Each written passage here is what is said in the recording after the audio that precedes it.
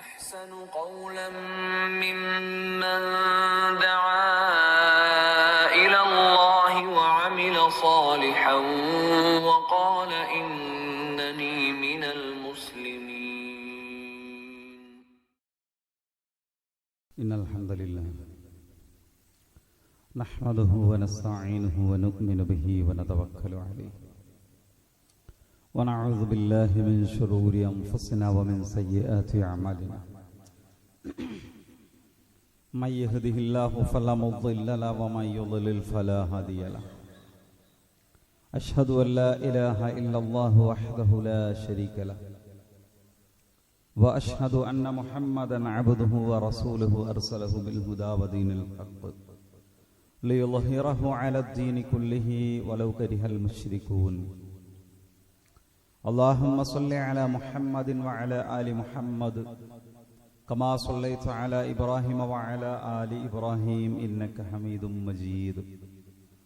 اللهم بارك على محمد وعلى آل محمد كما باركت على إبراهيم وعلى آل إبراهيم إنك حميد مجيد. أما بعد فإن أصدق الحديث كتاب الله وأحسن السنن سنن محمد صلى الله عليه وسلم وشر الأمور محدثاتها وكل محدثة بدعة وكل بدعة ضلالة. يا أيها الذين آمنوا اتقوا الله حق تقاته ولا تموتن إلا وأنتم مسلمون. സ്നേഹം നിറഞ്ഞ സഹോദരി സഹോദരന്മാരെ, വിശ്വാസിനികളെ, പ്രപഞ്ചനാഥനായ അള്ളാഹുവിനെ സൂക്ഷിച്ച് അള്ളാഹു സുബ്ഹാനഹു വ തആലയുടെ നിയമനിർദ്ദേശങ്ങളും വിധിവിലക്കുകളും ജീവിതത്തിൻ്റെ എല്ലാ സമയത്തിലും സന്ദർഭത്തിലും സൂക്ഷിച്ചും പാലിച്ചും ജീവിക്കണേ എന്ന് ആമുഖമായി ഓർമ്മപ്പെടുത്തുന്നു, വസിയത്ത് ചെയ്യുന്നു. അള്ളാഹു അവൻ്റെ സജ്ജനങ്ങളിൽ, മുത്തഖീങ്ങളിൽ, സ്വർഗം അനന്തരമെടുക്കുന്ന മഹാഭാഗ്യവാന്മാരിൽ നമ്മെ എല്ലാവരെയും ഉൾപ്പെടുത്തി അനുഗ്രഹിക്കുമാറാകട്ടെ. പരിശുദ്ധ ദുൽഹിജ്ജ മാസത്തിലൂടെയാണ് കടന്നുപോകുന്നത്. ഇതിൻ്റെ എല്ലാ നന്മയും പുണ്യവും അനുഗ്രഹവും ഉണ്ടാകാനും ലഭിക്കാനും പരലോകത്ത് സ്വർഗത്തിലേക്ക് പ്രവേശനം ലഭിക്കുന്ന മാർഗങ്ങളിലൊന്നായി ഈ ദിവസങ്ങളിലെ ഉളുഹിയ്യത്ത് ഉൾപ്പെടെയുള്ള ആരാധനാ കർമ്മങ്ങൾ സ്വീകരിക്കപ്പെടാനും ആത്മാർത്ഥമായി നമ്മുടെ പ്രാർത്ഥനകൾ കൂടി ഉണ്ടാകണം. അള്ളാഹു അതിന് നമ്മെ എല്ലാവരെയും അനുഗ്രഹിക്കുമാറാകട്ടെ. നമ്മൾ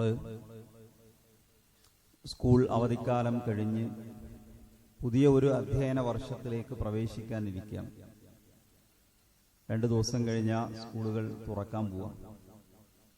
നേരത്തെ 2 മാസക്കാലം കുട്ടികളൊക്കെ നമ്മുടെ വീടുകളിലാണ് ഉണ്ടായിരുന്നത്. പുതിയ ഒരു വർഷം തുടക്കം കുറിക്കുമ്പോൾ നമ്മുടെ മനസ്സുകളിൽ ഉണ്ടാകേണ്ട, കുട്ടികളുടെ മനസ്സിൽ ഉണ്ടാകേണ്ട ഒരു രക്ഷിതാവ് എന്ന നിലക്ക് നമ്മുടെ ചിന്തയിൽ കുട്ടികളെക്കുറിച്ചും വ്യക്തിപരമായി നമ്മളെക്കുറിച്ചും നമ്മുടെ മനസ്സിലും ഉണ്ടാകേണ്ട ചില കാര്യങ്ങൾ ശ്രദ്ധയിൽപ്പെടുത്താനാണ് ഉദ്ദേശിക്കുന്നത്. ഒരുപക്ഷെ സ്വന്തം മക്കളുടെ കാര്യത്തിൽ ഇത് പ്രയോജനപ്പെടുമെന്ന് പ്രതീക്ഷിക്കുന്നു. അതല്ലെങ്കിൽ വീട്ടിൽ മറ്റു ഈ പ്രായത്തിലുള്ള കുട്ടികളുടെ കാര്യത്തിൽ നമുക്കത് പ്രയോഗിക്കാൻ കഴിഞ്ഞേക്കാം. സ്കൂൾ വിദ്യാഭ്യാസം നിർവഹിക്കുന്ന പ്രായത്തിലുള്ള കുട്ടികൾ, ആ പ്രായത്തിൽ എത്തിയിട്ടില്ലാത്ത ആളുകൾക്ക് അവരുടെ ഭാവി ജീവിതത്തിൽ പ്രയോജനപ്പെട്ടേക്കാം. കുട്ടികൾ കുറച്ചുകൂടി ശ്രദ്ധിക്കുക. കുട്ടികളുടെ കാര്യത്തിൽ എങ്ങനെയാണോ ഇത് യാഥാർത്ഥ്യമാകുന്നത്, ഇത് നടപ്പിലാക്കേണ്ടത് എന്നതുപോലെ നമ്മുടെ ജീവിതത്തിലും ഈ കാര്യത്തെ കൊണ്ടുവരാൻ എങ്ങനെ സാധിക്കുമെന്ന് മുതിർന്നവർക്കും ശ്രദ്ധിക്കാവുന്നതാണ്. ഒന്നാമത്തെ കാര്യം, ഒരു മനുഷ്യനെ സംബന്ധിച്ചിടത്തോളം പരലോകത്തെ ഓർത്ത് അള്ളാഹു കാണുന്നുണ്ടല്ലോ എന്ന ബോധം നിലനിർത്തി നന്മകൾ ചെയ്ത് തിന്മകളിൽ നിന്ന് അകന്നു നിന്ന് ജീവിക്കുക എന്നതാണ് ദുനിയാവിൽ നമുക്ക് ചെയ്യാനുള്ള ദൗത്യം, ഉത്തരവാദിത്വം. പരമാവധി ആരാധനകൾ നിർവഹിക്കുക, നന്മകൾ ചെയ്യാം, പരലോകത്ത് കൂലി കിട്ടുന്ന സൽക്കർമ്മങ്ങൾ അനുഷ്ഠിക്കുക, കഴിയുന്നത്ര തിന്മകളിൽ നിന്ന് വിട്ടുനിൽക്കുക. ഇത് രണ്ടും സാധ്യമാകണമെങ്കിൽ ഉള്ളിലുള്ള ചിന്ത എന്താണ്? എന്നെ പടച്ചോൻ കാണുന്നുണ്ടല്ലോ, എനിക്ക് മരിച്ചുപോയാൽ ഒരു പരലോകം വരാനുണ്ടല്ലോ, ഈ ബോധമാണ് ഇത് രണ്ടും സാധ്യമാകാൻ നമ്മുടെ ഉള്ളിൽ ഉണ്ടാകേണ്ടത്. ഈ ജീവിതത്തെയാണ് പൊതുവിൽ നമ്മൾ തഖ്വ എന്ന് പറയുക. തഖ്വ, ഈ ജീവിതത്തെയാണ് ഒരു ഈമാനുള്ള ജീവിതം എന്ന് നമ്മൾ പറയാറുള്ളത്. അപ്പൊ തഖ്വയും ഈമാനും ജീവിതത്തിൽ നിലനിർത്തി കൊണ്ടുപോകണം. ഓർമ്മ വെച്ച നാൾ മുതൽ, മതത്തെക്കുറിച്ച് ബോധമുള്ള സമയം മുതൽ മരണം വരെ ഈ ലൈഫ്, ഈ ഒരു ജീവിത ചിട്ട നിലനിർത്തി കൊണ്ടുപോകുന്നവനാണ് പരലോകത്ത് വിജയിക്കുക. കുട്ടിക്കാലം മുതൽ ഒരാൾക്കത് നടപ്പിലാക്കാൻ സാധിച്ചാൽ അവൻ ഭയങ്കര ഭാഗ്യവാനാണ്. വളരെ ചെറുപ്പം മുതൽ നമ്മുടെ മക്കളിൽ അത് പ്രയോഗിക്കാൻ ഒരാൾക്ക് കഴിഞ്ഞാൽ കുട്ടികളെ വളർത്തുന്നതിൽ അയാൾ വിജയിച്ചു, സക്സസ് ആയി. വലിയ സർട്ടിഫിക്കറ്റുകൾ നേടിയെടുക്കുന്നതിലല്ല ഒരു കുട്ടിയെ വളർത്തുന്നതിൽ രക്ഷിതാവ് വിജയിച്ചു എന്ന് പറയുന്നത്. നല്ല വരുമാനമുള്ള ഒരു ജോലിയിലേക്ക് ഒരു മനുഷ്യൻ എത്തിപ്പെടുമ്പോഴല്ല ഒരു രക്ഷിതാവ് അയാളുടെ രക്ഷാകർതൃത്വം പൂർണ്ണമായി നിർവഹിച്ചു എന്ന ആ ഒരു അവസ്ഥയിലേക്ക് എത്തുന്നത്. അതൊക്കെ ഒരു രക്ഷാകർതൃത്വത്തിന്റെ ഭാഗമാണ്. ലോകത്തെവിടെ എത്തിപ്പെട്ടാലും അള്ളാഹുവിനെ ഭയപ്പെടുന്ന ഒരു മനസ്സൊരു മനുഷ്യനുണ്ടെങ്കിൽ, ഏതു പ്രതികൂല സാഹചര്യത്തിലും നമസ്കാരം ഒഴിവാക്കാത്ത ഒരാളായി, പടച്ചോനെ നിസ്കരിക്കണല്ലോ, +2 കഴിഞ്ഞ് എൻട്രൻസ് റിപ്പീറ്റ് ചെയ്യാതെ ആദ്യ സമയത്തു തന്നെ, മുമ്പ് ഓൾ ഇന്ത്യ മെഡിക്കൽ എൻട്രൻസിൽ ആദ്യ റാങ്കുകളിലെത്തി തമിഴ്നാട്ടിലെ ഒരു ഓൾ ഇന്ത്യ മെഡിക്കൽ കോളേജിൽ പഠനം നിർവഹിക്കുന്ന ഒരു കുട്ടിയെക്കുറിച്ച് കുട്ടിയുടെ വീട്ടുകാർ പറയണ്ടായി.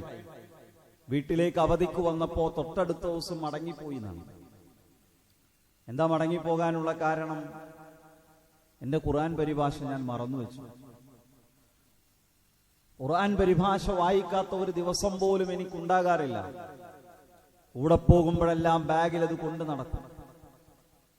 എന്നിട്ട് തിരിച്ചുപോയി. ആ ഖുർആൻ പരിഭാഷ കയ്യിൽ ഇല്ലാത്തത് കൊണ്ട് തിരിച്ചുപോയി ഖുർആൻ പരിഭാഷ എടുത്തുകൊണ്ട് വന്നതാണ്. അങ്ങനെയൊക്കെ ജീവിക്കുന്ന, ചിന്തിക്കുന്ന കുട്ടികൾ ഏറ്റവും മികച്ച വിദ്യാഭ്യാസം നേടുന്നവരുടെ കൂട്ടത്തിലുമുണ്ട്. കേരളത്തിൽ തന്നെയുള്ള പ്രബോധകരെ നിങ്ങൾ എടുത്തു നോക്കൂ. പ്രത്യേകിച്ച് ഇസ്ലാം വിമർശനങ്ങൾക്ക് മറുപടി പറയുന്ന ആളുകൾ, നാസ്തികരായിട്ടുള്ള, ലിബറലുകളായിട്ടുള്ള ഇസ്ലാം വിമർശനത്തെ തുറന്നു കാണിക്കുന്ന, ഇസ്ലാമിന് പ്രതിരോധം തീർക്കുന്ന പലരും, അവരൊക്കെ മെഡിക്കൽ രംഗത്തുള്ള ഡോക്ടർമാരോ അല്ലെങ്കിൽ മറ്റു ഉന്നത വിദ്യാഭ്യാസം നേടിയ ആളുകളൊക്കെയാണ്. പ്രബോധന രംഗത്ത് ഒരുപാട് ആളുകളെ നമുക്ക് കാണാൻ പറ്റും. ഏറ്റവും ഉയർന്ന പൊസിഷനിൽ എത്തി നിൽക്കുമ്പോഴും താടി നീട്ടി വളർത്തി, ഞെരിയാണിക്ക് മുകളിൽ പാൻസ് ധരിച്ച്, ഇസ്ലാമിന്റെ എല്ലാ ചിഹ്നങ്ങളും പാലിച്ച് ജീവിക്കുന്ന എത്രയോ മനുഷ്യരുണ്ട്. അത് അയാളുടെ ഒരു വലിയ തൗഫീഖാണ്. അവരുടെ മാതാപിതാക്കളുടെ മഹാസൗഭാഗ്യമാണ്. ഞാൻ പറയുന്നത് ഇതൊക്കെ നമുക്കും സ്വപ്നം കാണാവുന്നതും, പ്രിയപ്പെട്ട കുട്ടികളെ, അത്തരമൊരു ലൈഫ് നമുക്കും ആഗ്രഹിക്കാവുന്നതുമാണ് എന്നാണ് പറഞ്ഞു വരുന്നത്. ഇത് സാധ്യമാകണമെങ്കിൽ രക്ഷിതാവ് എന്ന നിലയ്ക്ക് ചില കാര്യങ്ങൾ ശ്രദ്ധയിൽപ്പെടാനുണ്ട്. വിദ്യാർത്ഥി എന്ന നിലയ്ക്ക് ചില കാര്യങ്ങൾ, ചില തീരുമാനങ്ങളിൽ നമ്മൾ ഉറച്ചു നിന്ന് മുന്നോട്ട് പോകേണ്ടതുണ്ട്. അതിലൊന്നെന്താണെന്നറിയോ? മിക്കവാറും ഒരു SSLC കഴിഞ്ഞ്, +2 കഴിഞ്ഞ് പുതിയ ഒരു കോഴ്സ് തിരഞ്ഞെടുക്കുന്ന, പുതിയൊരു വിദ്യാഭ്യാസ സ്ഥാപനത്തിൽ പ്രവേശനം തേടുന്ന ഒരു സന്ദർഭമായിരിക്കും. അവിടെ മതമനുസരിച്ച് ജീവിക്കാനുള്ള സാഹചര്യമുണ്ടോ എന്ന് ഉറപ്പുവരുത്തലാണ് ഒന്നാമത്തെ കാര്യം. എനിക്കെന്റെ ദീനനുസരിച്ച് മുന്നോട്ടു പോകാൻ കഴിയാവുന്ന അവസ്ഥയുണ്ട് എന്ന് ഉറപ്പുവരുത്തുക, അതൊരു പ്രധാനപ്പെട്ട സംഗതിയാണ്. സാഹചര്യങ്ങളാണ് എപ്പോഴും മനുഷ്യനെ ശരിയിലേക്കും തെറ്റിലേക്കും നയിക്കുന്ന ഒരു പ്രധാനപ്പെട്ട ഘടകം എന്ന് പറയുന്നത്. ചുറ്റുപാടുകളാണ്. നല്ല അന്തരീക്ഷത്തിൽ ജീവിക്കുന്ന ഒരാൾ, അയാൾ ഒരു മോശമായ അന്തരീക്ഷത്തിൽ ജീവിക്കുന്ന ഒരാളേക്കാൾ മതരംഗത്ത്, ധാർമ്മിക രംഗത്ത് കുറച്ചുകൂടി സുരക്ഷിതനായിരിക്കും, അല്ലേ? മക്ക വിജയത്തിന് മുമ്പും ശേഷവുമുള്ള സ്വഹാബിമാരുടെ പദവി ഒന്നല്ല എന്ന് പ്രവാചകൻ പറഞ്ഞു. അതിന് പല കാരണങ്ങളുണ്ട്. മക്ക വിജയത്തിന് മുമ്പുള്ളവർക്ക് ഉണ്ടായ അത്ര ത്യാഗവും സഹനവും പ്രയാസങ്ങളും അതിന് ശേഷമുള്ളവർക്കില്ല. മക്ക വിജയത്തിന് ശേഷമുള്ള ആളുകളെ സംബന്ധിച്ചിടത്തോളം മുസ്ലിമായി ജീവിക്കാനുള്ള എല്ലാവിധ സൗകര്യങ്ങളും സാഹചര്യങ്ങളും ഉണ്ട്. മക്ക വിജയത്തിന് മുമ്പുള്ളവരുടെ സ്ഥിതി അങ്ങനെയല്ല. ഷിർക്കിന്റെ കൂടെ ജീവിക്കാനുള്ള സാഹചര്യമാണ് കൂടുതൽ ചുറ്റുമുള്ളത്. അതിനോട് പടവെട്ടി അതിനെതിരെ മാനസികമായി സമരം ചെയ്ത് നന്മയുടെ ആളുകളായി ജീവിക്കാൻ ഒരു മനുഷ്യൻ ശ്രമിക്കുമ്പോൾ അവർക്കതിന് കൂടുതൽ പുണ്യമുണ്ടാകും. വിശുദ്ധ ഖുർആനിന്റെ മനോഹരമായ ഒരു ഉപമയുണ്ട്. വൽബലദു ത്വയ്യിബു യഖ്റുജു നബാതുഹു ബിഇദ്നി റബ്ബിഹി. ഒരു നല്ല മണ്ണിൽ നല്ല വിളവ് അല്ലാഹുവിന്റെ അനുമതി പ്രകാരം ഉണ്ടാകുന്നു. വല്ലദീ ഖബസ ലാ യഖ്റുജു ഇല്ലാ നകിദ. മോശമായ മണ്ണിനെ സംബന്ധിച്ചിടത്തോളം വളരെ കുറച്ചു മാത്രമേ അവിടെ നല്ല വിളവുണ്ടാകൂ. അന്തരീക്ഷം നന്നാവുക എന്നത് വളരെ പ്രധാനപ്പെട്ട സംഗതിയാണ്. അതുകൊണ്ട് വിദ്യാഭ്യാസ സ്ഥാപനത്തിലേക്ക് പോകുമ്പോൾ അവിടെ നിസ്കരിക്കാൻ സൗകര്യമുണ്ടോ? അവിടെ ജുമാക്ക് പോകാൻ സൗകര്യമുണ്ടോ? ഇടയ്ക്കൊക്കെ ദീന് കേൾക്കാനുള്ള സൗകര്യമുണ്ടോ? കേരളം ഉൾപ്പെടെയുള്ള പല സ്ഥലങ്ങളിലും വലിയ വിദ്യാഭ്യാസം സ്വപ്നം കണ്ട് മക്കളെ പറഞ്ഞേക്കുമ്പോ വെള്ളിയാഴ്ച ജുമഅ പോലും നിർവഹിക്കാൻ സൗകര്യമില്ലാത്ത ഇടങ്ങളിൽ മക്കൾ പോയി പഠിക്കുന്നു. ഒരു രക്ഷിതാവ് അതിനെക്കുറിച്ച് ആലോചിക്കാറേയില്ല. എനിക്ക് മുമ്പ് ഓർമ്മയുണ്ട്, ഞാൻ പലപ്പോഴും പങ്കുവെക്കാറുണ്ട്. ബാംഗ്ലൂരിൽ ഒരു സ്ഥാപനത്തിൽ പഠിച്ചു വെള്ളിയാഴ്ച എനിക്ക് ജോലിക്ക്, അപ്പൊ പിന്നെ ജുമഅക്ക് പോകാൻ കഴിയുന്നില്ല. അപ്പൊ സാധാരണ 5 നേരത്തെ നിസ്കാരോ അതും പറ്റുന്നില്ല. ആ കുട്ടിയുടെ മനസ്സിൽ അതൊരു വേദനയായി നിലനിൽക്കുന്നില്ല. സാധാരണ ജമാഅത്ത് നമസ്കാരം നഷ്ടപ്പെടുന്നു എന്നുള്ളൊരു പ്രശ്നമായി തന്നെ തോന്നുന്നില്ല. ആകെ പ്രശ്നമായി തോന്നുന്നതാണ് ജുമഅക്ക്. ഒരു ആഴ്ചയിൽ ഒരു ജുമഅക്ക് കൂടി പോകാൻ പറ്റുന്നില്ലല്ലോ. അതും നിർവഹിക്കാൻ സൗകര്യമില്ലാത്തിടത്തൊരു കുട്ടിയെ ഒരു രക്ഷിതാവ് കൊണ്ടുപോയിടുമ്പോ, ഒരു കുട്ടിയെ അത്തരം ഒരു വിദ്യാഭ്യാസ സ്ഥാപനം തെരഞ്ഞെടുക്കുമ്പോ, സഹോദരങ്ങളെ, എന്തുമാത്രം ഗൗരവമുള്ള സംഗതിയാണത്. അതുകൊണ്ട് നമ്മുടെ ദീനനുസരിച്ച് മുന്നോട്ട് പോകാൻ കഴിയാവുന്ന സന്ദർഭവും സാഹചര്യവുമുണ്ട് എന്ന് ഉറപ്പുവരുത്തലാണ് ഒന്നാമത്തെ കാര്യം. രണ്ടാമത്തെ ഒരു സംഗതി എന്താണെന്നറിയാമോ? നമ്മുടെ സൗഹൃദം എങ്ങനെയുള്ളതാണ്. ഈ സാഹചര്യത്തിന്റെ മറ്റൊരു ഭാഗം അതാണ്. എങ്ങനെയാണ് ഒരു കുട്ടി മയക്കുമരുന്നിലെത്തുന്നത്? എങ്ങനെയാണ് ഒരു ചെറുപ്പക്കാരൻ ലഹരിയിൽ എത്തിച്ചേരുന്നത്? ലോകത്ത് ലഹരിയെക്കുറിച്ച് വായിച്ചു പഠിച്ച് അതൊന്ന് ഉപയോഗിച്ചു നോക്കാമെന്ന് ചിന്തിച്ച് ഉപയോഗിക്കുന്ന ലഹരിയിൽ എത്തിപ്പെട്ട എത്ര ആളുകൾ ഉണ്ടാകും? വളരെ കുറവായിരിക്കും. മഹാഭൂരിഭാഗം ആളുകളും അയാൾക്ക് ലഹരി പരിചയപ്പെടുത്തിയ ഒരു കൂട്ടുകാരനുണ്ടാകും. അയാളെ തെറ്റിലേക്ക് നയിക്കുന്ന ഒരു സുഹൃത്തുണ്ടാകും. സൗഹൃദങ്ങളാണ് മനുഷ്യനെ പലപ്പോഴും തെറ്റിലേക്ക് നയിക്കുന്നത്, ശരിയിലേക്ക് നയിക്കുന്നത്. അതുകൊണ്ട് അല്ലാഹുവിന്റെ റസൂൽ സല്ലല്ലാഹു അലൈഹി വസല്ലം പറഞ്ഞത് അർറജുലു അലാ ദീനി ഖലീലിഹി. ഒരു മനുഷ്യൻ തന്റെ കൂട്ടുകാരന്റെ മതത്തിലായിരിക്കും. ഫല്യൻദുർ അലാ മൻ യുഖാലിൽ. നിങ്ങൾ കൂട്ടുകൂടുന്നവനെ കുറിച്ച് നന്നായി ചിന്തിക്കണം. അൽ ജലീസുസ്സു മസലുൽ ജലീസിസ്സൂഇ വൽ ജലീസിസ്വാലിഹ്. ഒരു നല്ല കൂട്ടുകാരന്റെ ഉപമ എന്താണ്? പ്രവാചകൻ മനോഹരമായി വിശദീകരിച്ചു തന്നു. ഒരു ചീത്ത കൂട്ടുകാരന്റെ ഉപമ എന്താണ്? ഒന്ന്, അത്ര വിൽപ്പനക്കാരനെ പോലെയാണ്. 2, ഒരു കൊല്ലന്റെ ആല പോലെയാണ്. അത്ര വിൽപ്പനക്കാരന്റെ കൂടെ കൂടിയാൽ അതിന്റെ ഒരു സുഗന്ധം നമ്മോടൊപ്പം ഉണ്ടാകും. അയാൾ ശരീരത്തിൽ ചിലപ്പോൾ ഒരു സാമ്പിൾ ഒന്ന് തൊട്ടു തരും. ഒന്നും തന്നില്ലെങ്കിലും കൂടെ ഇരിക്കുമ്പോ അത്ര വിൽക്കുന്ന കടയിൽ നിന്ന് പുറത്തിറങ്ങുന്ന മനുഷ്യന് ഒരു സുഗന്ധമുണ്ടാകും. നല്ല മനുഷ്യരോടൊപ്പം കൂട്ടുകൂടുന്നവൻ അങ്ങനെയാണ്. ഞാൻ പറയുന്നത്, കുട്ടികളെ, നമ്മൾ തെരഞ്ഞെടുക്കുന്ന കൂട്ടുകാരന്റെ ധാർമ്മിക പശ്ചാത്തലം എന്ത് എന്നത് അന്വേഷിക്കണം, ആലോചിക്കണം. നന്നായി കമ്പനി അടിക്കാൻ പറ്റിയ ഒരാളാണ്, തനിക്കു വേണ്ടി ഒരു കൂട്ടുകാരൻ എന്ന നിലയ്ക്ക് എന്തിനും കൂടെ നിൽക്കുന്നവനാണ്. അതല്ല നമ്മുടെ മാനദണ്ഡം. ഒരു മുസ്ലിമായി ജീവിക്കാൻ, ഒരു വിശ്വാസിയായി ജീവിക്കാൻ, നന്മകൾക്ക് മൂല്യങ്ങൾക്ക് പ്രാധാന്യം കൊടുത്ത് തിന്മകളിൽ നിന്ന് അകലം പാലിച്ച് ജീവിക്കാൻ എന്നെ സഹായിക്കുന്നവനാണോ, എനിക്കതിന് പ്രയോജനപ്പെടുന്നവനാണോ, ഇവന്റെ കൂടെ 10 ദിവസം ജീവിച്ചാൽ എനിക്ക് എന്റെ ജീവിതത്തിലേക്ക് ആ പ്രശ്നം കടന്നു വരുമെന്ന ഒരു ഭയം നിങ്ങൾക്കുണ്ടോ? മാറി നിൽക്കണം. അത്തരം ആളുകളെയല്ല നമ്മൾ തെരഞ്ഞെടുക്കേണ്ടത്. താൽക്കാലികമായ ചില വിഷമങ്ങൾ ഒരുപക്ഷേ അത്തരം ആളുകളിൽ നിന്ന് അകന്നു നിൽക്കുമ്പോൾ നമുക്കുണ്ടാകും. നന്നായി ധാർമ്മികതക്ക് പ്രാധാന്യം കൊടുക്കുന്ന, തെറ്റുകളിൽ നിന്ന് വിട്ടു നിൽക്കുന്ന ആളുകളുടെ കൂടെ നിൽക്കുമ്പോ ചില ചെറിയ ആസ്വാദനങ്ങൾ ഒരുപക്ഷെ താൽക്കാലികമായി 1 കൊല്ലത്തേക്ക് 2 കൊല്ലത്തേക്ക്, ഒരു ഡിഗ്രിക്ക് പഠിക്കുന്ന ഒരു 3 വർഷത്തേക്ക് നമുക്ക് നഷ്ടമായേക്കാം. പക്ഷേ നമുക്ക് നേട്ടമുണ്ടാകുന്നത്, നമ്മൾ ലാഭം കൊയ്യുന്നത് ഒരു ലൈഫാണ്, ഒരു ജീവിതമാണ്, ഒരു ആയുഷ്കാലമാണ് നമുക്കവിടെ ലാഭകരമായി ലഭിക്കുന്നത്. 1 വർഷം ഒരാളുടെ സൗഹൃദത്തെ വേണ്ടെന്ന് വെക്കുമ്പോ, 2 വർഷം ഒരാളുടെ സൗഹൃദത്തെ വേണ്ടെന്ന് വെക്കുമ്പോ, ഞാൻ പറയുന്ന ആരുമായി കൂട്ടുകൂടുന്നു എന്നത് ആലോചിച്ച് 1000 വട്ടം ആലോചിച്ച് മാത്രമേ നിങ്ങൾ സ്വീകരിക്കാവൂ എന്നതാണ്. പ്രവാചകൻ സല്ലല്ലാഹു അലൈഹി വസല്ലം പറയുന്ന ഒരു വാചകമുണ്ട്, വലാ യഅകുൽ തുആമക ഇല്ലാ തഖയ്യ. നിന്റെ കൂടെ ഇരുന്ന് ഭക്ഷണം കഴിക്കുന്നവൻ ഒരു മുത്തഖിയായിരിക്കണം എന്നാണ്. നിന്റെ കൂടെ ഇരുന്ന് ഭക്ഷണം കഴിക്കുന്നവൻ ഒരു മുത്തഖിയായിരിക്കണം എന്ന് പറഞ്ഞെന്താ? ഒരു നല്ലവന്റെ കൂടെയായിരിക്കണം നമ്മുടെ സഹവാസം. ഇസ്തിഖാമത്തിന്റെ വഴികൾ എന്താണ്? മുതിർന്ന ആളുകളെ, കുട്ടികളെ മാത്രമല്ല മുതിർന്നവരെ പണ്ഡിതന്മാർ പഠിപ്പിക്കുന്നുണ്ട്. ഇസ്തിഖാമത്ത് എന്ന് പറഞ്ഞ എന്താ? ലാ ഇലാഹ ഇല്ലല്ലാഹ് എന്ന് പ്രഖ്യാപിച്ച് നല്ല മുഅ്മിനായ ലാ ഇലാഹ ഇല്ലല്ലാഹയുടെ മാർഗത്തിൽ അടിയുറച്ച് ജീവിതം മുന്നോട്ട് കൊണ്ടുപോവുക. എല്ലാ ആ ഇസ്തിഖാമത്തിന്റെ മാർഗങ്ങളെയും തഖ്വയുടെ വഴികളെയും കുറിച്ച് പഠിപ്പിക്കുന്നിടത്ത് മിക്കവാറും എല്ലാ പണ്ഡിതന്മാരും പറയുന്ന ഒരു വഴി ഏതാണെന്നറിയാമോ? മുസാഹബത്തുസ് സ്വാലിഹീൻ, നല്ല മനുഷ്യരോടൊപ്പം സഹവസിക്കുക എന്നതാണ്. 5 നേരം നിസ്കരിക്കുന്നവരോടൊപ്പം കൂട്ടുകൂടുക എന്നതാണ്. സത്യസന്ധനായ മനുഷ്യരോടൊപ്പം കൂട്ടുകൂടുക എന്നതാണ്. തൗഹീദുള്ള ഇസ്ലാമിക നിയമങ്ങൾക്ക് പ്രാധാന്യം കൽപ്പിക്കുന്ന, മതത്തെ പരിഹസിക്കാത്ത, മത നിയമങ്ങൾക്ക് അതിൻ്റെതായ വില കൽപ്പിക്കുന്ന ആളുകളോടൊപ്പം ചേർന്ന് നിൽക്കുമ്പോ അയാൾക്ക് ലൈഫ് മതമൂല്യങ്ങൾക്കൊപ്പം ചിട്ടപ്പെടുത്തി കൊണ്ടുപോകാൻ സാധിക്കുമെന്നത് വളരെ ലളിതമായിട്ടുള്ളൊരു യാഥാർത്ഥ്യമാണ്. അതുകൊണ്ട് തന്നെ നമ്മുടെ സൗഹൃദം എന്തായിരിക്കണം എന്നതിനെ സംബന്ധിച്ച് ഒരു നല്ല കാഴ്ചപ്പാടുണ്ടാകണം.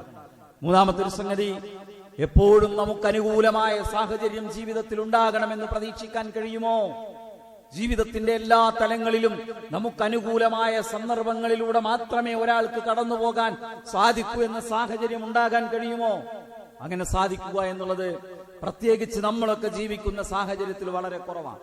നമ്മൾ പഠിക്കുന്ന ക്ലാസ് മുറിയിൽ, പ്രിയപ്പെട്ട കുട്ടികളെ, നിങ്ങൾ പഠിക്കുന്ന ക്ലാസ് മുറികളിൽ, നമ്മുടെ മക്കൾ പഠിക്കുന്ന ക്ലാസ് മുറികളിൽ നമ്മൾ ചിന്തിക്കുന്ന മൂല്യങ്ങളുള്ള എത്ര ആളുകളുണ്ടാകും?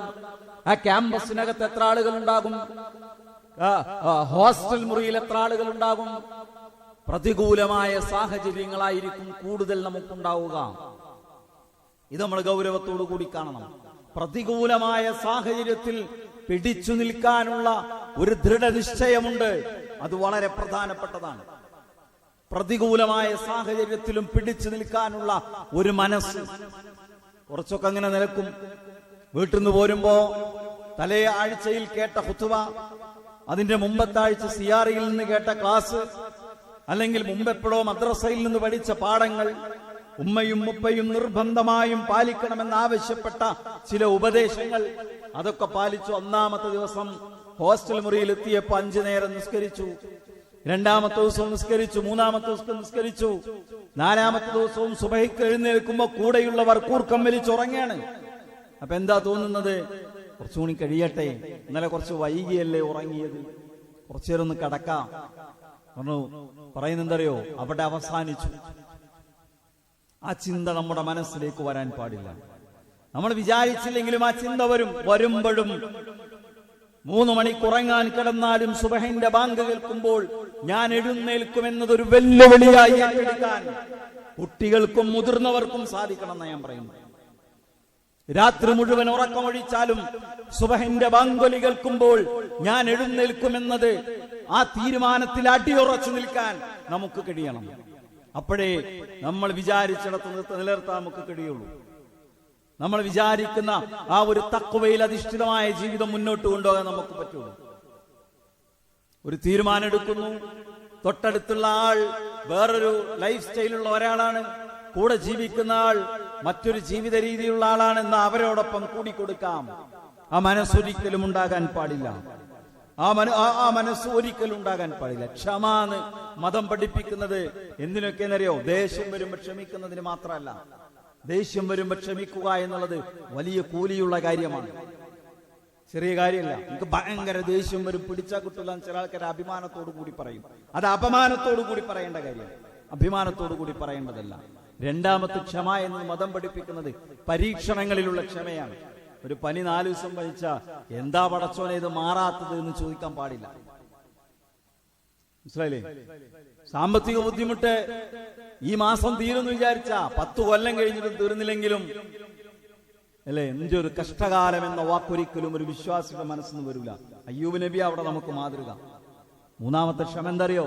നന്മകളിൽ ഉറച്ചു നിൽക്കാനുള്ള ക്ഷമയാണ്. ഫബശ്ശിരി സ്വാബിരീൻ, ക്ഷമിക്കുന്നവർക്ക് സന്തോഷ വാർത്ത അറിയിക്കുക എന്ന് ഖുർആൻ പറയുന്നുണ്ട്. സന്തോഷ വാർത്ത പറഞ്ഞാൽ സ്വർഗമുണ്ട് എന്നാ. ക്ഷമിക്കുന്നവർക്ക് സ്വർഗമുണ്ട്. 5 നേരത്തെ നമസ്കാരം നിർവഹിക്കാനുള്ളൊരു ക്ഷമ വേണം. എല്ലാ ദിവസവും ഖുർആനോത്ത് നിലനിർത്താനുള്ളൊരു ക്ഷമ വേണം. എല്ലാ ദിവസവും ദിക്റുകൾ നിലനിർത്താനുള്ള ഒരു ക്ഷമ വേണം. ആ ക്ഷമ എന്നുള്ളത് നമ്മുടെ ജീവിതത്തിലെ ഏറ്റവും പ്രധാനപ്പെട്ട ഒരു കാര്യമാണ്. ക്ഷമ ആട്ടിൻ സൂപ്പിന്റെ ഫലം നൽകും എന്ന നാട്ടിൽ നമ്മൾ പറയാം. ഞാൻ പറയുന്നത് ക്ഷമ നമുക്ക് സ്വർഗം തരുമെന്നാണ്. അല്ലാഹ് പറഞ്ഞതാ, ക്ഷമ നമുക്ക് സ്വർഗം നൽകുമെന്നാണ്. ഞാൻ പറയുന്നത് എത്ര പ്രതികൂലമായ സാഹചര്യമാണെങ്കിലും, എത്ര വൃത്തികെട്ട ആളുകളുടെ കൂടെ ജീവിക്കേണ്ട സാഹചര്യമുണ്ടെങ്കിലും, ഞാനെന്ന മുസ്ലിം വഖാല ഇന്നനി മിനൽ മുസ്ലിമീൻ, ഞാനൊരു മുസ്ലിമാണ് എന്ന് പ്രഖ്യാപിക്കുക. അല്ലേ, നിങ്ങൾ റെയിൽവേ സ്റ്റേഷനിലെ ട്രെയിനിൽ യാത്ര ചെയ്യുമ്പോൾ കണ്ടിട്ടില്ലേ? ആളുകൾ ബാങ്കിന്റെ സമയമായാൽ, നമസ്കാരത്തിന്റെ സമയമായാൽ അവർ ആ ഉള്ള സീറ്റിനകത്തിരുന്ന് നമസ്കരിക്കുന്നു. എന്താ അത്? ഒരു ട്രെയിൻ കമ്പാർട്ട്മെന്റിൽ എത്ര ആളുകൾ ഉണ്ടാകും? ഒരു 60, 70, 100 ആൾക്കാരുണ്ടാവും. അതിലേറെ ആൾക്കാരുണ്ടാവും. ആ ആളുകൾക്കിടയിൽ ഒരു മനുഷ്യൻ ഒറ്റയാനാകുന്നു. എല്ലാവരിൽ നിന്നും വ്യത്യസ്തനാകുന്നു. ആരും ബാങ്ക് കേൾക്കുന്നില്ല, സമയമായോന്ന് നോക്കുന്നില്ല, ഉളു എടുക്കുന്നില്ല, നമസ്കരിക്കുന്നില്ല. അതിനിടയിൽ നിന്ന് ഒരാൾ എഴുന്നേറ്റ് നമസ്കരിക്കുമ്പോ അതൊരു തീരുമാനമാണ്, ഉറച്ച ബോധ്യമാണ്, ഒരു നിലപാടാണ്. ഏത് സാഹചര്യമാണെങ്കിലും എന്റെ ദീന് പാലിച്ച് ഞാൻ മുന്നോട്ട് പോകും. ഞാൻ പറഞ്ഞത്, നമ്മളെവിടെ പോയാലും, ലോകത്ത് ഏത് കോണിലെത്തിപ്പെട്ടാലും, ഏതു വലിയ ജോലിയിലെത്തിപ്പെട്ടാലും അത് നിലനിർത്താൻ നമുക്ക് സാധിക്കണം. എന്റെ ഒരു സുഹൃത്തുണ്ടായിരുന്നു, അദ്ദേഹം കുറച്ചു മുമ്പ് മരണപ്പെട്ടു. അള്ളാഹു സ്വർഗം നൽകട്ടെ. ദഅവാരംഗത്ത് ഒരുപാട് സേവനങ്ങൾ അർപ്പിച്ച മനുഷ്യനാണ് അദ്ദേഹം. ഒരു വലിയ മൾട്ടിനാഷണൽ കമ്പനിയിലെ ഉന്നത ഉദ്യോഗം ഭരിച്ചിരുന്ന ഒരാളാണ്. അദ്ദേഹത്തോട് കമ്പനി പറഞ്ഞു, ഷേവ് ചെയ്യണം, താടി ഒഴിവാക്കണം. അയാൾ അടുത്ത ദിവസം കമ്പനിയുടെ തന്റെ മുകളിലുള്ള ഉദ്യോഗസ്ഥന് ഒരു റിസൈനിങ് ലെറ്റർ ഡ്രാഫ്റ്റ് ചെയ്ത് കൊടുത്തു. ഞാൻ ജോലി രാജിവെക്കുന്നു. എന്താ കാരണം? എന്റെ മതമാണ്, എന്റെ ഷിആറാണ്. അല്ലേ, മതം പഠിപ്പിച്ചതാണ്, അല്ലാഹുവിന്റെ റസൂല് പഠിപ്പിച്ചതാണ്. ഇത് നിലനിർത്തി ഇവിടെ ജോലിക്ക് എനിക്ക് അവസരമില്ലെങ്കിൽ ഞാനിതാ രാജിവെക്കുന്നു. അയാൾ പറഞ്ഞു, നിങ്ങളെ രൂപത്തിൽ പോയാൽ മതി, രാജിവെക്കണ്ട. ഇതൊന്നും ഞാൻ പറയുന്നത് ഉട്ടോപ്യൻ ആശയങ്ങളല്ല സുഹൃത്തുക്കളെ. ഇതൊക്കെ നടപ്പിൽ വരുത്തി ജീവിക്കുന്ന എത്രയോ ആളുകൾ നമുക്ക് ചുറ്റുമുണ്ട്, നമ്മുടെ ചുറ്റുപാടുമുണ്ട്. ഇതൊക്കെ നടപ്പിൽ വരുത്തി ജീവിക്കുന്ന ഒരുപാട് ആളുകൾ നമ്മുടെ ചുറ്റുപാടുമുണ്ട്. ഇതൊക്കെ സാധിക്കും. അതുകൊണ്ട് ഏത് വലിയ അവസ്ഥയിലെത്തിപ്പെട്ടാലും അവിടെ നമ്മൾ നമ്മുടെ നിലപാടിൽ ഉറച്ചു നിന്ന് പ്രതികൂല സാഹചര്യത്തെ മറികടക്കാനുള്ള ഒരു തന്റെ ഇടവും പ്രതിജ്ഞയും നമുക്കുണ്ടാകണമെന്നാണ് ഓർമ്മപ്പെടുത്താനുള്ളത്.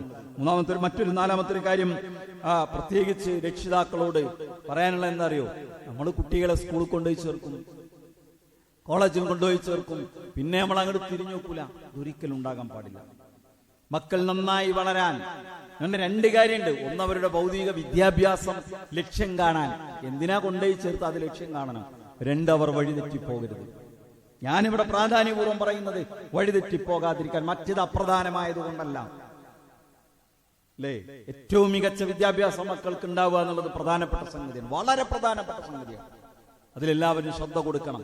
അതിലിപ്പോ രക്ഷിതാക്കൾ അത്ര ശ്രദ്ധ കൊടുക്കുന്നില്ല. മുസ്ലിം രക്ഷിതാക്കൾ ഒട്ടും ശ്രദ്ധ കൊടുക്കുന്നില്ല. ഇത് കേരളത്തിൽ ഒരു 50 കൊല്ലം മുമ്പ് ഇവിടുത്തെ ഇസ്ലാഹി പ്രബോധകന്മാരും പണ്ഡിതന്മാരും പറഞ്ഞിരുന്ന കാര്യം. ഇതിപ്പോ വീണ്ടും പറയേണ്ട ഒരു അവസ്ഥ ഉണ്ട്. നമ്മൾ പറയും എൻട്രൻസിലും മറ്റു പല കോഴ്സുകളിലൊക്കെ പരീക്ഷകളിലൊക്കെ മുസ്ലിങ്ങൾ ഇപ്പൊ ഉന്നത റാങ്കിൽ വരുന്നുണ്ടല്ലോ കുറച്ച് ആൾക്കാർ. ഞാനൊരു സ്കൂൾ അധ്യാപകനാണ്. 75% മുസ്ലിങ്ങൾ പഠിക്കുന്ന, മുസ്ലിം കുട്ടികൾ പഠിപ്പിക്കുന്ന സ്കൂൾ അധ്യാപകനാണ്. മഹാഭൂരിഭാഗം കുട്ടികൾക്കും വളരെ ചെറിയ മാർക്കാണ്, വളരെ ചെറിയ പെർഫോമൻസ് ആണ് വിദ്യാഭ്യാസ രംഗത്തുള്ളത്. രക്ഷിതാക്കൾക്ക് ഇതൊന്നും വേണമെന്നൊരു ബോധമില്ല. ഞാൻ പറഞ്ഞത് നമ്മൾ ശ്രദ്ധിക്കേണ്ട കാലം, കയ്യയച്ച് വിട്ടുകൊടുക്കാൻ പാടില്ല. അപ്പോ ചേർത്തു പോന്നാൽ വിദ്യാഭ്യാസ സ്ഥാപനവുമായ ഒരു ബന്ധം നമുക്കുണ്ടാകണം, അവിടുത്തെ അധ്യാപകരുമായൊരു ബന്ധമുണ്ടാകണം. നമ്മുടെ മക്കളുടെ വിദ്യാഭ്യാസം ലക്ഷ്യം കാണുക മാത്രമല്ല, അവരുടെ ധാർമ്മികതയെ കാത്തു സൂക്ഷിക്കാൻ നമുക്ക് പറ്റും. കേട്ടോ, ഞാനിവിടെ ചെയ്ത എന്റെ വാപ്പറിയും എന്റെ ഉമ്മറിയും എന്ന ഒരു ബോധം കുട്ടികളുടെ മനസ്സിലുണ്ടാകണം. അതുകൊണ്ട് ചേർത്തിന് പോന്നാ പോരാ, എല്ലാ മാസവും ഫീസ് ഓൺലൈനായി അയച്ചു കൊടുത്താ പോരാ, നല്ല ബാഗും പുസ്തകവും വാങ്ങിച്ചു കൊടുത്താ പോരാ, അന്വേഷിക്കണം നമ്മൾ. ഭയങ്കര സംഭവമായി ചില ആൾക്കാർ പറയാറുണ്ട്, ഞാൻ എത്രയാണ് പഠിപ്പിക്കാൻ വേണ്ടി പണിയെടുത്തത്. എന്താ പണിയെടുത്തത്? പൈസ കൊടുത്തു, ഫീസ് കൊടുത്തു, പുസ്തകം വാങ്ങിക്കൊടുത്തു, ബാഗ് വാങ്ങിക്കൊടുത്തു. ഇതല്ല നമ്മുടെ പരിശ്രമം എന്ന് പറയുന്നത്. നമ്മുടെ നല്ല ശ്രദ്ധയാണ്. സ്ഥാപനത്തിൽ പോകണം, രക്ഷാധ്യാപകരുമായി സംസാരിക്കണം, കഴിയുന്നത്ര അവിടെ സന്ദർശിക്കണം. അവിടെ രണ്ട് കാര്യങ്ങളാണ്: ഒന്ന് ലക്ഷ്യം കാണും, രണ്ട് അവരുടെ ധാർമ്മികത നമുക്ക് ഉറപ്പുവരുത്താൻ സാധിക്കും. മറ്റൊരു കാര്യം നമ്മൾ ശ്രദ്ധിക്കേണ്ട മറ്റൊരു കാര്യം എന്താണെന്നറിയാമോ? പിന്നെ വീട്ടിനകത്തും അവർക്ക് മര്യാദ പഠിപ്പിക്കാനുള്ള ഒരു ബഹുമാനം രക്ഷിതാക്കളോട് മക്കൾക്കുണ്ടാകണം. അത് കുട്ടികളും ശ്രദ്ധിക്കണം, രക്ഷിതാക്കളും ശ്രദ്ധിക്കണം. മുഴുവൻ ഇന്നെ ബഹുമാനിക്കട്ടെ എന്ന് നമ്മൾ വെറുതെ വിചാരിച്ചാൽ ബഹുമാനിക്കൊന്നുമില്ല. പ്രവാചകന്റെ ഒരു ഹദീസുണ്ട്, അല്ലാഹുവിന്റെ റസൂൽ കുട്ടികളെ തല്ലാൻ പഠിപ്പിച്ച ആളല്ല. തല്ലണം എന്ന് പറഞ്ഞ കാര്യങ്ങളുണ്ട്. പൊതുവിൽ പ്രവാചകൻ കാരുണ്യത്തിന്റെ പ്രവാചകനാണ്. ഇന്ന് പ്രവാചകൻ പഠിപ്പിച്ചൊരു വാചകമുണ്ട്, നിങ്ങൾ നിങ്ങളെ വീട്ടിൽ ഒരു ചാട്ടവാറ് തൂക്കിയിടണമെന്ന് ഹദീസ്. എന്തിനറിയോ? വകാന അദബല്ലഹും, നിങ്ങളുടെ മക്കൾക്ക് മര്യാദ പഠിപ്പിക്കാൻ. കുട്ടികളെ പൊതിരെ തല്ലണമെന്നാണോ? അല്ല, അങ്ങനല്ല. നബിയുടെ പേരെ കുട്ടികളോടും മക്കളോടൊക്കെ വളരെ സ്നേഹത്തോടെ പെരുമാറിയിരുന്നത്. എന്നാൽ ഒരു ഭയം വേണം. രണ്ട് തലങ്ങളുടെ ഇടയിൽ നിൽക്കാൻ നമുക്ക് പറ്റണം. നമുക്കൊന്നുമില്ലെങ്കിൽ ഒന്നിന്റെ എക്സ്ട്രീം ആയിരിക്കും, അല്ലെങ്കിൽ അതിന്റെ ഒന്നുമില്ലാത്ത അവസ്ഥയായിരിക്കും. മുമ്പ് അങ്ങനെയായിരുന്നു. വാപ്പ ഉമ്മറത്തിരിക്കുന്നുണ്ടെങ്കിൽ മക്കൾക്ക് അതിൽ കൂടെ കയറി വരാൻ പേടിയാണ്. വാപ്പി മക്കളും തമ്മിൽ സംസാരിക്കില്ല. ഇത് പ്രോത്സാഹിപ്പിക്കപ്പെടേണ്ടതാണ്? ഒരിക്കലുമല്ല. നല്ല ആശയവിനിമയം നടക്കണം. അങ്ങനെ പേടിച്ച് ഓടേണ്ടവരല്ല മക്കൾ. അങ്ങനത്തെ ഒരു വാപ്പ നമ്മൾ ആകാനും പാടില്ല. എന്നാൽ ഇന്നത്തെ ഒരു അവസ്ഥ എന്താ അറിയാമോ? ഇന്ന് തീരുമാനം എടുക്കുന്നത് മക്കളാണ്. വാപ്പാർക്ക് ഒരു റോളും ഇല്ല, ഉമ്മാർക്ക് ഒരു റോളും ഇല്ല. ഇങ്ങനെ കൈവിട്ടു കൊടുക്കാനും പാടില്ല. ഇതിന്റെ രണ്ടിന്റെയും ഇടയിൽ നിൽക്കാൻ നമുക്ക് സാധിക്കണം. മതവിരുദ്ധമല്ലാത്ത, നമുക്ക് ചെയ്തു കൊടുക്കാൻ കഴിയാവുന്ന ഏത് കാര്യവും ചെയ്തു കൊടുക്കാം. മതവിരുദ്ധമല്ലാത്തത് എന്ന് പറയാൻ പറ്റൂല. ഒരുപക്ഷെ നമ്മുടെ സാമ്പത്തികത്തിന് പിന്നെ താങ്ങാത്തൊരു സംഗതി ആവശ്യപ്പെട്ട് നമ്മൾ ചെയ്തു കൊടുക്കണം. അത് കഴിയില്ല, ബോധ്യപ്പെടുത്തണം. ഇത് നമുക്ക് പറ്റാത്തതാണ്, ഇത് നമുക്ക് താങ്ങാത്തതാണ്, ഇത് കഴിയാത്തതാണ്. അല്ലേ? 18 വയസ്സായ കാത്തുക്കാൻ എന്തിന്? 2 ലക്ഷത്തിന്റെ ബൈക്ക് വാങ്ങാൻ മകന്റെ ആവശ്യമാണ്. എന്നാ ശരി, നമ്മളതിനെ വാങ്ങിക്കൊടുക്കാം. അതൊന്നും ഒരിക്കലും പ്രോത്സാഹിപ്പിക്കപ്പെടേണ്ട സംഗതിയല്ല. നമ്മുടെ 2 ലക്ഷത്തിന്റെ ബൈക്ക് വാങ്ങിക്കൊടുക്കാൻ നിങ്ങളുടെ കയ്യിൽ പണമുണ്ടെങ്കിൽ പോലും വാങ്ങിക്കൊടുക്കാൻ പാടില്ല. ദൂർത്താണത്, അതിരുവിട്ടതാണ്, ഒരിക്കലും വാങ്ങിക്കൊടുക്കാൻ പാടില്ല. ഞാൻ പറയുന്നത്, ഇവിടെ പലപ്പോഴും പല സന്ദർഭങ്ങളിലും മക്കളെ കൊണ്ട് മാതാപിതാക്കൾ അപമാനിതരാകുന്ന കുറെ സംഗതികൾ പറയാറുണ്ട്. മക്കളെ കൊണ്ട് മാതാപിതാക്കൾ അപമാനിതരാകുന്ന കുറെ കാര്യങ്ങൾ. അതെന്തുകൊണ്ടാണ് സംഭവിക്കുന്നത്? പിടിക്കേണ്ടിടത്ത് നമ്മൾ പിടിച്ചിട്ടില്ല, നിയന്ത്രിക്കേണ്ടിടത്ത് നിയന്ത്രിച്ചിട്ടില്ല. കുട്ടികൾക്ക് വിഷമാവോ? ഇവിടെ കുട്ടികളുണ്ടല്ലോ, വിഷമാകൂല. തൽക്കാലേ വിഷമം ഉണ്ടാവുള്ളൂ. നിങ്ങൾ നോക്കി, നിങ്ങൾ ഓർക്കുന്ന നിങ്ങളുടെ സ്കൂൾ വിദ്യാഭ്യാസ കാലഘട്ടത്തിലെ അധ്യാപകൻ ആരാണ്? നിങ്ങൾ ഓർക്കുന്ന പിന്നെ നിങ്ങളുടെ ജീവിതത്തിലെ നിങ്ങളുടെ രക്ഷിതാവിന്റെ പ്രധാനപ്പെട്ട റോൾ എന്താണ്? എന്റെ വാപ്പുണ്ടല്ലോ, എന്നെ തെറ്റ് ചെയ്യാൻ അനുവദിച്ചിട്ടില്ല. അങ്ങനത്തെ വാപ്പാരോട് എല്ലാ കാലത്തും ആ സമയത്ത് ചിലപ്പോ കുറച്ചൊരു പ്രയാസമൊക്കെ ഉണ്ടാവും, കുറച്ചൊരു ബുദ്ധിമുട്ടൊക്കെ ഉണ്ടാവും. ഞാൻ ഈ അടുത്ത് കേരളത്തിലെ ഒരു പഴയകാല മുസ്ലിം പിന്നെ നവോത്ഥാന പ്രവർത്തനങ്ങളുടെയൊക്കെ മുന്നിൽ നടന്നിരുന്ന ഒരാളുടെ ജീവചരിത്രം വായിച്ചു. അദ്ദേഹം പറയുന്നുണ്ട്, ഞാനത് ഈ മര്യാദയുമായി ബന്ധപ്പെട്ട കാര്യം, വിദ്യാഭ്യാസവുമായി ബന്ധപ്പെട്ട കാര്യത്തിൽ അദ്ദേഹം ഗാന്ധിജി കേരളത്തിൽ വന്നപ്പോൾ പ്രസംഗിച്ചപ്പോൾ അതിന്റെ ട്രാൻസ്ലേഷൻ നിർവഹിച്ച് പിന്നെ വലിയ രൂപത്തിൽ പ്രശസ്തിയൊക്കെ ആർജിച്ച ആളാണ്. അദ്ദേഹം പറയുന്നത്, എല്ലാ ദിവസവും എന്റെ വാപ്പ വൈകുന്നേരം വീട്ടിലെത്തിയാൽ എന്റെ വീട്ടിൽ വരുന്ന ഇംഗ്ലീഷ് പത്രം ഞാൻ വായിച്ച് എന്റെ വാപ്പാക്ക് ട്രാൻസ്ലേറ്റ് ചെയ്ത് കൊടുക്കണം. ഞാൻ ഉറങ്ങാൻ കടന്നിട്ടുണ്ടെങ്കിൽ എന്നെ വിളിച്ചെഴുന്നേൽപ്പിക്കും. എന്നിട്ട് അന്നത്തെ വാർത്ത ഫുള്ള് വായിച്ചു കൊടുക്കണം. അയാൾ പറയണേ, ഇത് എല്ലാ ദിവസവും എനിക്ക് ഭയങ്കര അസഹ്യത തോന്നി, ഞാൻ എന്റെ വീട് വിട്ടു പോയാലോ എന്ന് വരെ ചിന്തിച്ചു. ഒറ്റ ദിവസം വിട്ടുപോകാതെ അദ്ദേഹം പിന്നീട് കേരള നിയമസഭയുടെ സ്പീക്കറായി. ഗാന്ധിജി കേരളത്തിൽ വന്നപ്പോൾ അദ്ദേഹത്തിന്റെ ട്രാൻസ്ലേറ്ററായി. ആ കുട്ടിക്കാലം, ആ പിതാവിന്റെ നിലപാടിനെ കുറിച്ച് മുതിർന്നപ്പോ ആ കുട്ടി എങ്ങനെയായിരിക്കും, ആ മനുഷ്യൻ എങ്ങനെയായിരിക്കും ചിന്തിച്ചിട്ടുണ്ടാവുക? നിങ്ങൾ ഓർക്കുന്ന നിങ്ങളുടെ അധ്യാപകൻ ആരാണ്? നിങ്ങൾക്ക് എല്ലാവിധ സൗകര്യങ്ങളും ചെയ്തു തരുന്ന ആളാണോ? നിങ്ങളുടെ പഠനത്തിൽ നിങ്ങളെ വളരെ സ്ട്രിക്റ്റ് ആയി നിലനിന്നിരുന്ന, ജീവിതത്തിൽ തെറ്റുപറ്റിയപ്പോൾ 2 പൊട്ടിക്കൽ തന്നിരുന്ന അധ്യാപകരെയാണോ അല്ലാത്തവരെയാണോ നിങ്ങൾ ഓർക്കുക? അതുകൊണ്ട് നമ്മൾ ഗുണകാംക്ഷയുള്ള രക്ഷിതാവാണെങ്കിൽ ചെറിയൊരു പിടുത്തം നമുക്ക് വേണ്ടി വരും. അതവരെ ബോധ്യപ്പെടുത്തണം. ചില കാര്യങ്ങൾ നിഷേധിക്കും, അതെന്തിനെന്ന് ബോധ്യപ്പെടുത്തണം. ചില കാര്യങ്ങൾ നിർബന്ധമായി ചെയ്യിക്കും, അതെന്തിനെന്ന് ബോധ്യപ്പെടുത്തണം. അത്തരം ആളുകളെ സംബന്ധിച്ചിടത്തോളം അവരുടെ ഭാവി ഒരിക്കലും ഇരുളടഞ്ഞതായി തീരുകയില്ല. അവർ ഭൗതികമായി നമുക്ക് അഭിമാനമാകുന്നത് പോലെ അവരുടെ ലൈഫിൽ ദീനുണ്ടാകും, അവരുടെ ജീവിതത്തിൽ മതമുണ്ടാകും. അതുകൊണ്ട് ആ നിലക്കുള്ളൊരു ബഹുമാനം എല്ലാം തുറന്നു കൊടുക്കുന്ന ഒരു രക്ഷിതാവും ഒരു നിലക്കും ഒരു സ്നേഹവും മാന്യമായ പെരുമാറ്റവും ഇല്ലാത്ത രക്ഷിതാവുമാകാതിരിക്കാനും നമ്മൾ ശ്രദ്ധിക്കണം. കുറെ കാര്യങ്ങൾ പറയാനുണ്ട്. അല്ലാഹു സുബ്ഹാനഹു വ തആല സ്വാലിഹായ സന്താനങ്ങളായി നമ്മുടെ മക്കളെ എല്ലാം മാറ്റുമാറാകട്ടെ.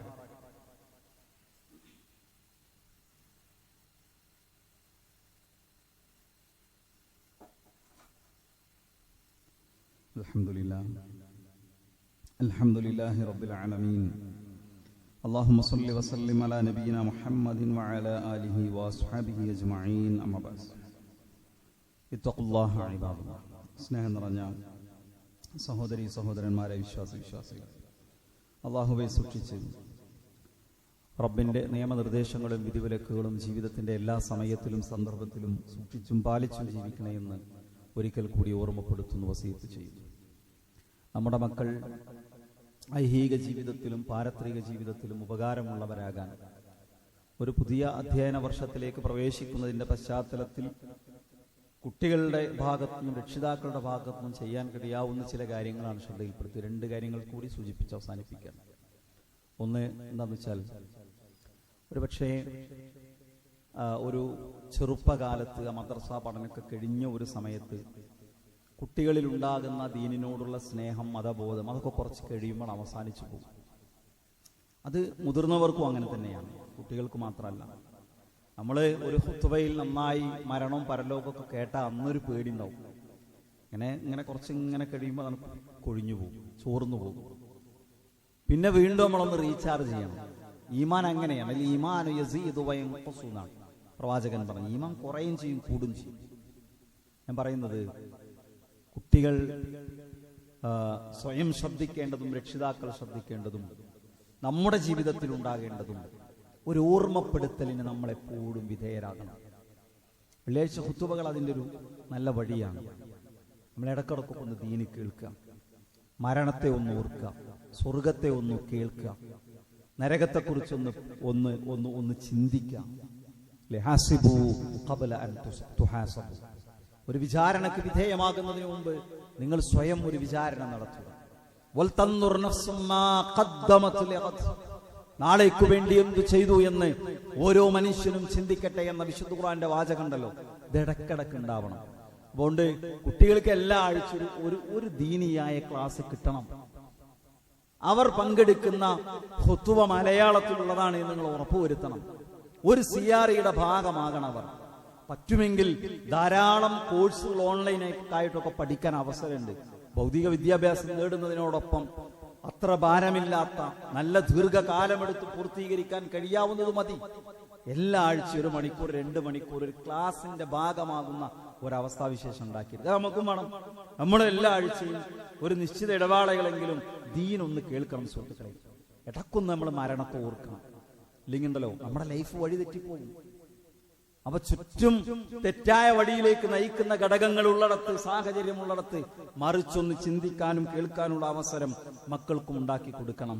അവസാനത്തെ കാര്യം സൂചിപ്പിക്കാനുള്ളത് പ്രാർത്ഥനയാണ്. രക്ഷിതാക്കൾ മക്കൾക്ക് വേണ്ടി പ്രാർത്ഥിക്കണം. ഒരു ഉപ്പ മകന് വേണ്ടി പ്രാർത്ഥിച്ച ആ പ്രാർത്ഥന അള്ളാഹു സ്വീകരിക്കുന്ന അല്ലെ. ഉമ്മാന്റെ പ്രാർത്ഥനയെ കുറിച്ച് പൊതുവിൽ പറയാറുണ്ടെങ്കിലും ദഅവത്തുൻ മുസ്തജാബ, ഉത്തരം കിട്ടുന്ന പ്രാർത്ഥനകൾ എന്നുള്ളിടത്ത് മാതാവിന്റെ പ്രാർത്ഥനയല്ല പ്രവാചകൻ പഠിപ്പിച്ചത്. ദഅവത്തുൽ വാലിദി ലിവലദിഹി, ഉപ്പാന്റെ പ്രാർത്ഥന.